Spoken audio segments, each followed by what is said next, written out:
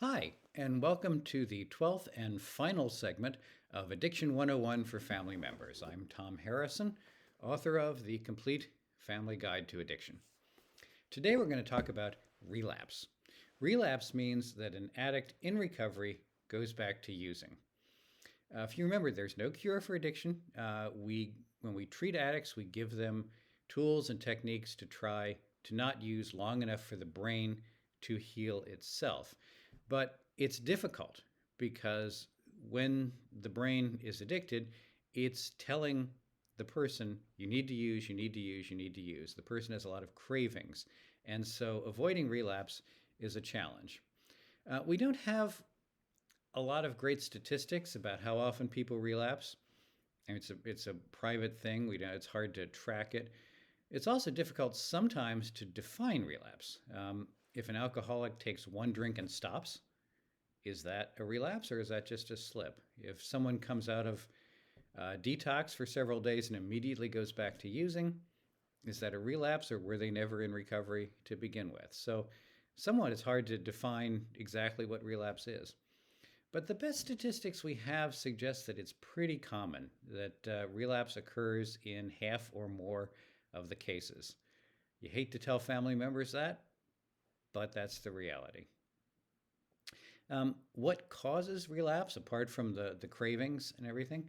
The exact causes, there are as many as there are addicts, but in general, there are three common things that tend to correlate with relapse. One of those is stress. Remember, the addict is trying to relearn how to live their life. They're trying to hold off their cravings, and anything that makes their life stressful makes that more difficult to do. So as a result, it's a great idea with a recovering addict to try to avoid stress as much as possible.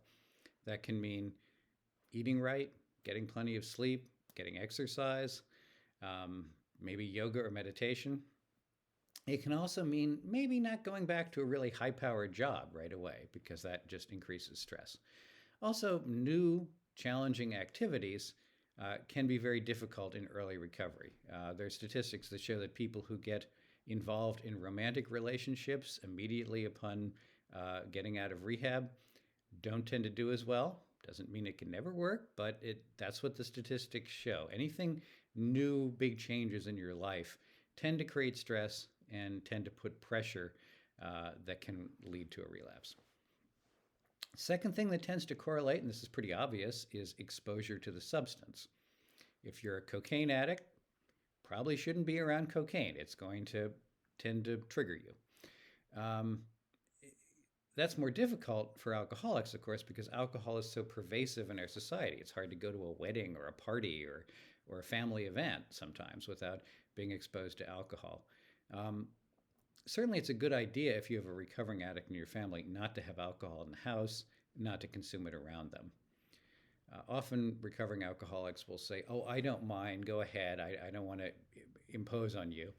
And that's very nice, but the reality is it's usually best if you don't consume alcohol or have alcohol around them. The third thing that tends to correlate with relapse is what we call environmental cues. And that's a very broad category, but it means anything that the addict tends to associate with using in the past. That can mean a room in a house. It can mean friends that they did drugs with. It can mean a neighborhood where they bought things, or a liquor store, or it could mean a kind of music. It can mean any number of things that the alcoholic, their brain kind of associates with their prior use. So avoiding those things, if possible, tends to be a good idea. So those are three things that you can avoid to try to reduce the likelihood of relapse. There are also positive steps you can take. There are a number, for instance, of behavioral therapies that are considered relapse prevention therapies. These focus on trying to give the person specific strategies and skills for resisting temptation, particularly in situations where that temptation tends to most arise. Another question is, if relapse happens, how do you respond to it? People tend to respond in two ways. One way is to say, This is a failure. Everything we've done has been for naught. We're back to square one. This is a collapse. The other way is to say, well, this relapse, it means that there's more work to be done. We're not there yet. But the addict has some time in recovery. They have they have acquired skills. They've acquired techniques. They've had experience in recovery, and all of that is positive going forward. And so the focus should be on getting back on the horse, as it were. Um, Now, when an addict is in recovery, you don't want to minimize relapse. You don't want to normalize it. You want it to be something that is to be avoided at all costs. So you don't want to play it down. But if it happens, it's generally not the best idea to blame the person, to go hard on the person, and to act like everything's a failure and we're back to square one. And the reason is that if you take that approach to the addict, um, they're often much less likely to admit that they had a relapse and much less hopeful about trying to um, go back into recovery as opposed to just continuing to use. So it's a delicate sort of dance that the family has to take as far as relapse is concerned. But those are some considerations to take into account. So that's our lecture series. I hope this has been helpful to you. Obviously, there's far, far more information in the book than I can talk about in this brief series. But I'll leave you with a couple things. One is we've made tremendous strides in the last 20 years. We really have, as far as understanding addiction as a disease, understanding how the disease works, and creating therapies and techniques where people can live their lives, with some degree of normality.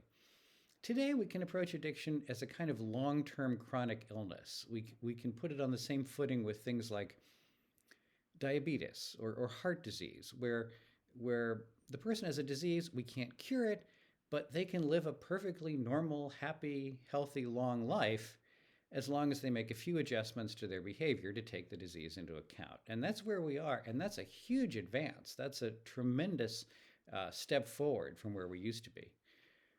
For family members, sadly, there's no way to avoid, to eliminate all of the trauma and the stress and the anxiety and everything they go through with the experience of having a family member with an addiction.